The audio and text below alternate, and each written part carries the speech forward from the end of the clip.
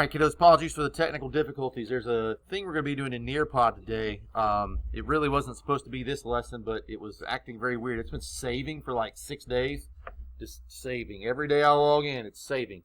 And it never would work. But I got the lady, she did something on her end and made a copy with her name on it, so we'll be able to do it. But we're going to do this first, which has a lot to do with the things that we're doing. This will have to be in the project that we're going to start. I don't know if we'll get to start it today, but we're going to talk about it today and let you know what's going on. We'll probably start it tomorrow, and then we'll move on. So a lot of this stuff we're going to talk about today, you probably have not officially taken notes on, although we have talked about this.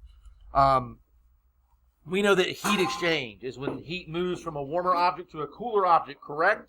Give me a thumbs up if you knew that heat moved from the hotter object to the colder object. And it doesn't have to be 1,000 degrees and 0 degrees.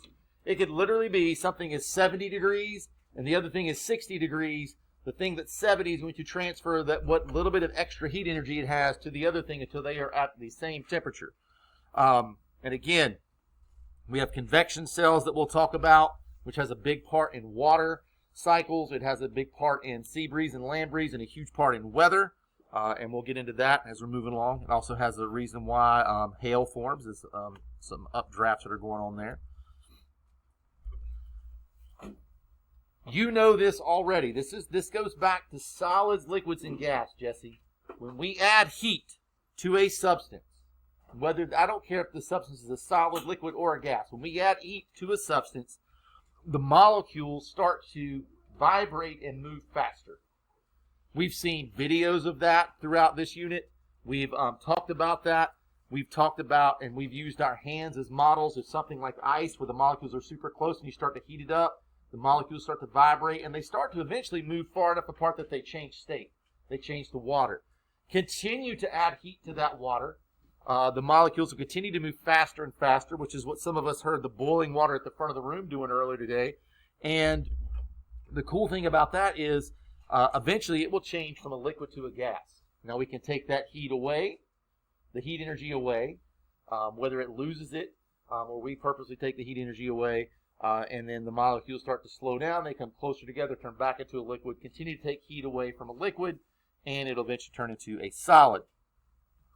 The motion and the spacing of these particles determines the state of matter of the substance, which is what we just said.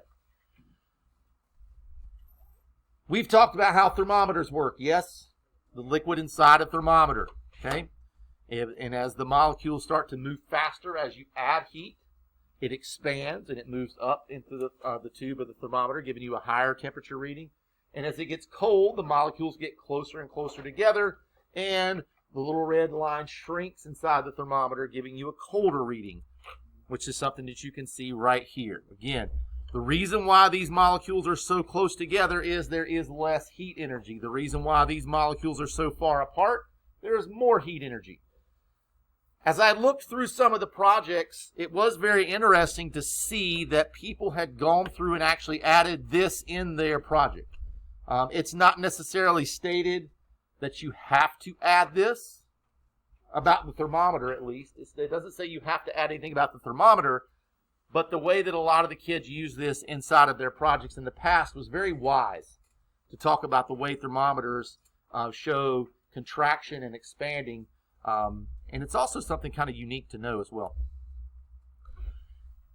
I know I've seen this personally when I go to Wilmington. Like anytime we go to the beach, Cassandra and I try to go to Wilmington if we can. We like to eat at the Copper Penny. We like to walk around like along the ocean there and along the inside there on the walk that they have in Wilmington. And the bridges in Wilmington all have something very similar to this. Who could tell me why is there this gap inside of that bridge like that? Maddox.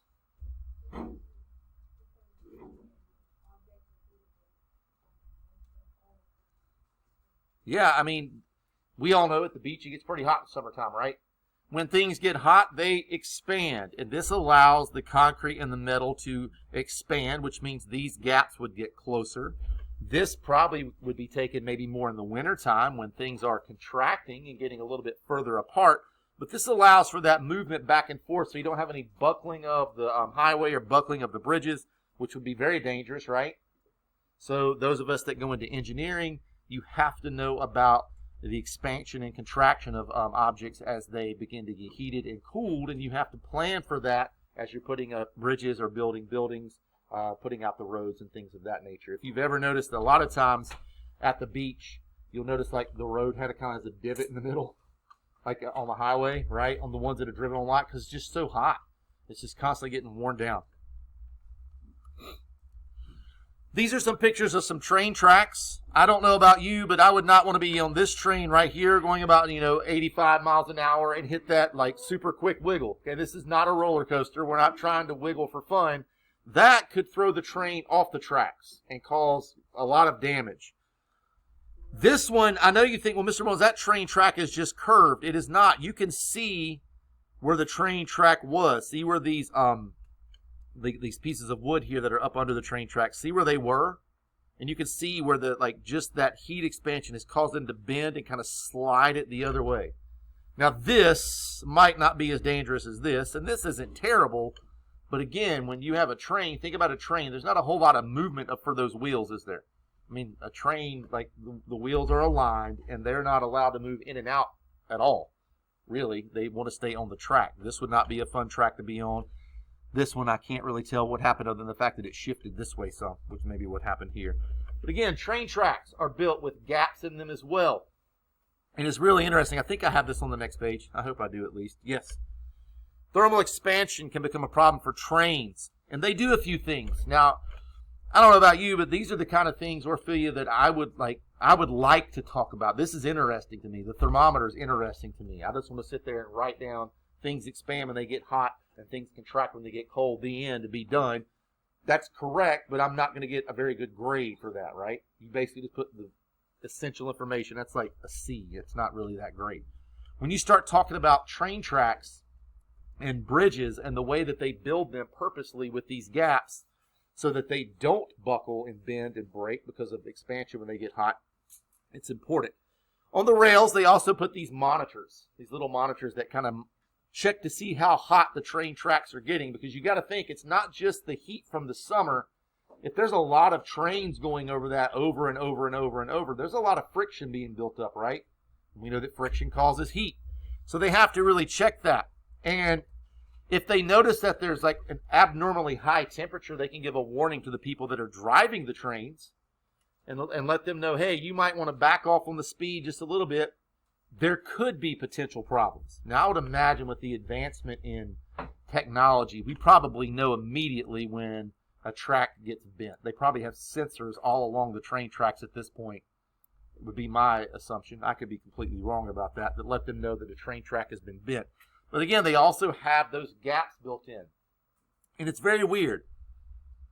Why in the world would you paint railroad tracks white? What difference would that make? Dawson? Yeah, the white doesn't absorb as much heat. If they painted them black, we'd probably be in big trouble, right? The train tracks would absorb a lot of heat, and we would probably be in massive amounts of trouble. But painting them white allows them to reflect some of the sun's rays, and it doesn't absorb it as much because we know that lighter colors reflect more heat than darker colors. Again, looking around the room, a lot of us in our winter clothing have darker colored clothing on. Not all of us. There's difference. We have different things. But for the most part, you'll notice that winter clothing is a little bit darker.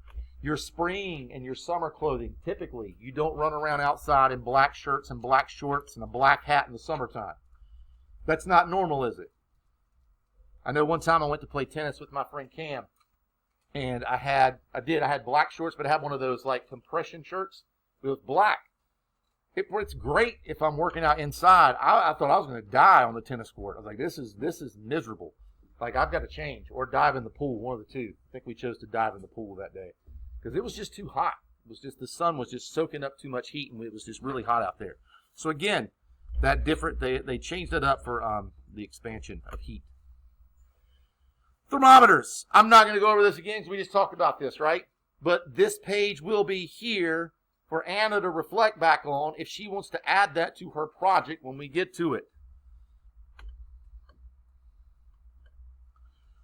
We've talked a lot about heating things up. Let's talk a little bit about what happens to things when they get colder. When an object's temperature decreases, the molecules move less rapidly. They get a little bit closer together, and they contract.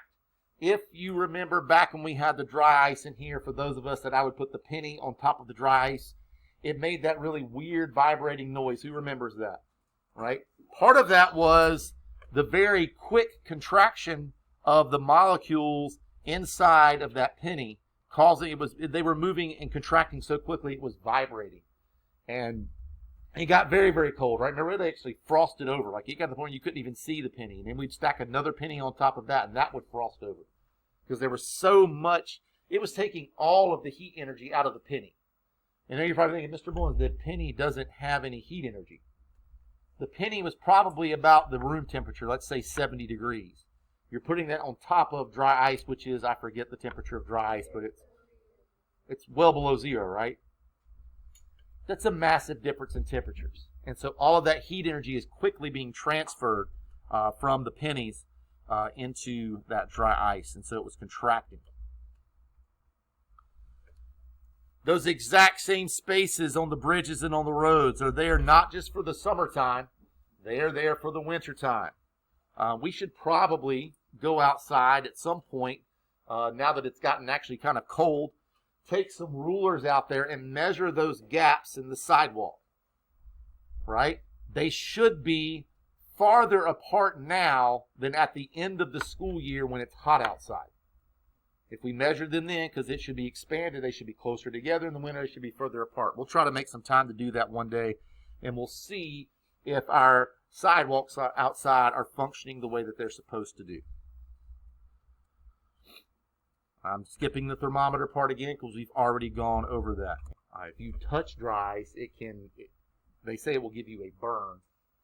Not like a heat burn, but it's so cold that it burns when it touches you.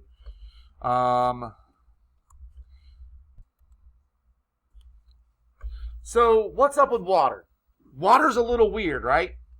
I know that when I put heat underwater, the molecules move further apart and it expands into a gas, correct? And it works just fine. But water expands when it gets cold and it freezes too. That's why you can't put a glass of water in the freezer and leave it there, because the water will expand and break the glass. It all has to do with the way that the water molecule is shaped. I don't know about you, but I know over the little bit that we were out, there were a few nights there that I left the water in the faucet in my kitchen dripping overnight. Anybody's parents leave their water dripping that you know of? It got down to like 18 degrees. Cameron said they did. I did because I didn't want my pipe freezing over at night. Because, again, the water's inside the pipe. If it starts to freeze and expand, it has nowhere to go, right? It breaks the pipe, and then you have a big, giant mess. And, again, I probably put this on here because I remember one morning before school, we heard this awful noise under my house, and the pipe had expanded and busted. It burst open, and I had to crawl under there and turn the water off to the house, and this freezing cold water is just spraying me in the face, and there's mud everywhere, and it was also 15 degrees outside. I was awake after that, but not a good morning before you come to school. So again, water is the one odd thing that I know of. There might be something else. If you find out about something else that expands when it gets cold, let me know. We'll talk about that. But water expands when it's frozen, which is definitely kind of odd. Again, unlike other liquids, water expands as it freezes to become ice. That's why ice floats. It has less density. If they had the same density, they would kind of be about the same way. This is different because it says just about every other liquid gets more dense as it cools. Liquid water expands by about 9%. Not that you need to memorize that, and takes up more space. Again, this is because the water molecules are actually farther apart than being close together, and that's based on their shape. And the way that they form ice crystals when they turn. Again, you need to do that. We'll come back to this and watch it in just a moment. And we'll get to convection cells. We'll start that tomorrow. So again, like and subscribe, please. Thank you. And we're rocking on.